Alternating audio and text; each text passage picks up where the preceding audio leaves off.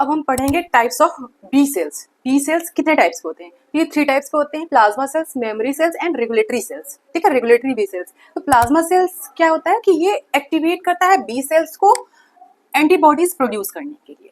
ठीक है, ये हेल्प करता है, एक्टिवेट करता है। ठीक है, एक्टिवेट करता है बी सेल्स को एंटीबॉडीज प्रोड्यूस करने के लिए। ठीक है, और न्यूट्रलाइज करता है पैथोजेंस को और टॉक्सिन्स को। ठीक है, ये हो गया हमारा plasma cell. Then memory cells क्या होते हैं? ये लॉन्ग लिव्ड सेल्स होते हैं, बहुत लंबे समय तक रहते हैं और रिस्पॉन्ड करते हैं रैपिडली अपॉन री एक्सपोजर। ठीक है, री एक्सपोजर पे ये रिस्पॉन्ड करते हैं तुरंत टू द सेम एंटीजन, क्योंकि ये लॉन्ग लिव्ड होते हैं तो दोबारा इनकेस कभी कुछ होता है तो ये तुरंत रिएक्ट करते हैं। Then regulatory B cells. Regulatory B cells क्या होते हैं? इम्यून रिस्पॉन्स को रेगुलेट करने में हेल्प करता है और एक्सेसिव इन्फ्लेमेशन से प्रिवेंट करता है। ठीक है, अब ये बी सेल्स के थ्रू कौन कौन सी एंटीबॉडीज प्रोड्यूस होती हैं उसके बारे में पढ़ेंगे। तो एंटीबॉडीज कौन कौन सी प्रोड्यूस होती हैं? इसमें 5 टाइप्स की एंटीबॉडीज प्रोड्यूस होती हैं, जिसको हम इम्यूनोग्लोबिन्स भी बोलते हैं। तो immunoglobulin ji, immunoglobulin A, immunoglobulin M, immunoglobulin E, immunoglobulin D.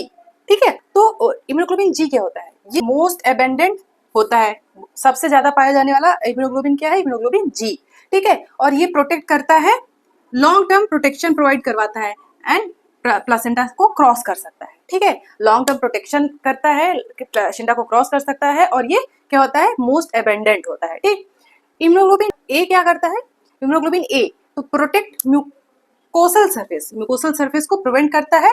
And किस पे पाया जाता है? जैसे जो म्यूकोसल लाइनिंग में जो म्यूकोसल सिक्रेट होते हैं, saliva, tear, mucus and breast milk, ये इसमें पाया जाता है और म्यूकोसल लाइनिंग को क्या प्रोटेक्ट करता है।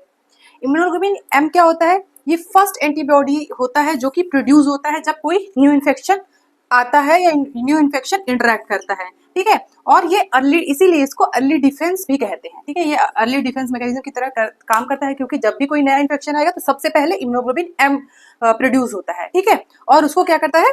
किल करता है एंटीजेंस को। फिर इम्यूनोग्लोबिन ई क्या होता है? ये involve in allergic reaction, allergic reaction में इन्वॉल्व रहता है। अगर इनकेस कोई एलर्जी होती है तो कौन सा एंटीबॉडीज वहां पर रिएक्ट करता है? इम्यूनोग्लोबिन ई।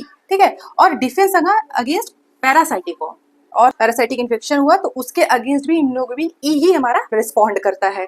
देन इम्यूनोग्लोबिन डी क्या करता है? Function mainly as a receptor. तो ये क्या करता है कि ये एक तरह का बी सेल में रिसेप्टर होता है जो कि इम्यून रिस्पॉन्स को इनिशिएट करता है। ठीक है, जैसे भी कोई इन्फेक्शन होगा तो बी सेल्स में ये जो रिसेप्टर पाए जाते हैं तुरंत ये क्या करते हैं?